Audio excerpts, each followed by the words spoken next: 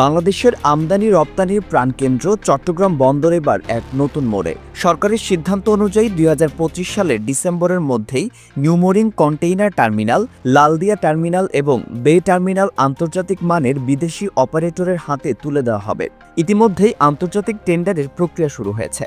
সরকারের লক্ষ্য বন্দরের দক্ষতা, স্বচ্ছতা এবং প্রযুক্তিগত সক্ষমতা বাড়িয়ে বৈশ্বিক র্যাঙ্কিংয়ে উপরের দিকে ওঠা। বর্তমানে চট্টগ্রাম বন্দরে দেশে প্রায় ৯০% আমদানি রপ্তানি সম্পন্ন হয়, কিন্তু বৈশ্বিক মানদণ্ডে সিঙ্গাপুর বা দুবাইয়ের মতো বন্দর থেকে অনেক পিছিয়ে।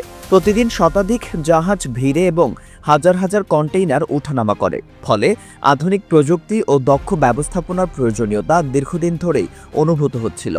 বিদেশি অপারেটররা সাধারণত বিশ্বমানের যন্ত্রপাতি, অটোমেশন, ডিজিটাল ট্র্যাকিং এবং অভিজ্ঞ জনবল দিয়ে দ্রুত ও নিরাপদ কার্গো হ্যান্ডেলিং নিশ্চিত করতে পারে। সরকার মনে করছে এই ব্যবস্থাপনায় বন্দরের জট কমবে, দুর্নীতি ও হয়রানি হ্রাস পাবে এবং কর্মক্ষমতা বহুগুণে বাড়বে। ৩টি টার্মিনালের মধ্যে নিউমোরিং কন্টেইনার টার্মিনাল বর্তমানে সক্রিয় এবং প্রতিদিন কয়েক হাজার কন্টেইনার হ্যান্ডেল করতে সক্ষম।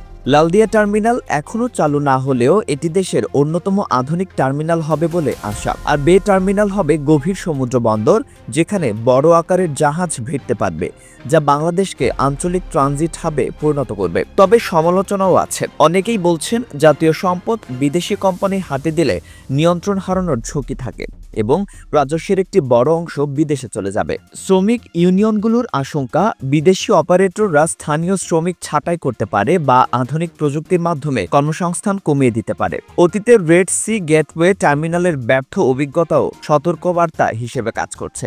বিশেষজ্ঞদের মতে সঠিক অপারেটর নির্বাচন, স্বচ্ছ চুক্তি এবং সরকারের কঠোর তদারকি থাকলে এই পদক্ষেপ দেশের অর্থনীতির জন্য গেম চেঞ্জার হতে পারে।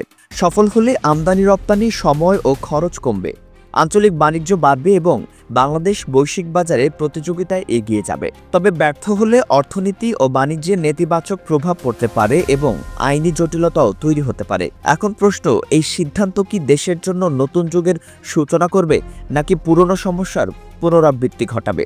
উত্তর দেবে সময়ই।